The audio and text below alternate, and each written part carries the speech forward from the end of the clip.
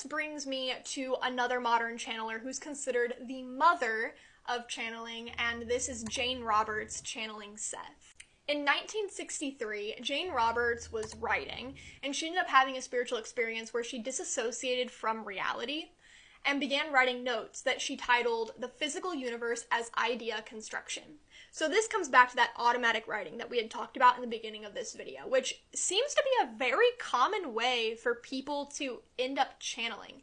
Anyway, Jane Roberts and her husband ended up having discussions about this because she wrote this, journal entry, this, article for herself called The Physical Universe as Idea of Construction. She ended up deciding that she wanted to explore this. It was a really spiritual experience. She didn't understand it, but she was curious. So Roberts and her husband ended up using a Ouija board to communicate messages from an entity that called itself Seth.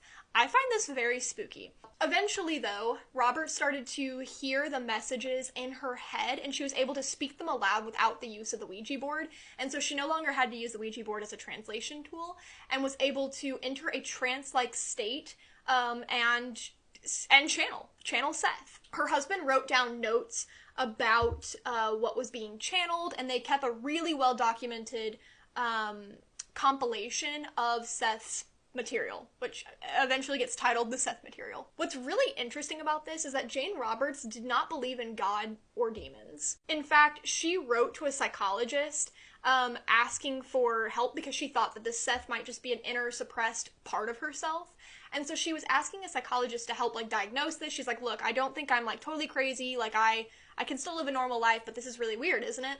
And the psychologist didn't really offer her, I guess, what she was looking for. They didn't really have a good answer for it. Eventually, Jane Roberts just kind of accepted that Seth had to be this subconscious part of herself and didn't really view it as a higher entity and therefore did not view it as demonic in any way. Now, over the years, Roberts did have many sessions that some were recorded on video, some were just written down, and a lot of it was compiled into the Seth Material.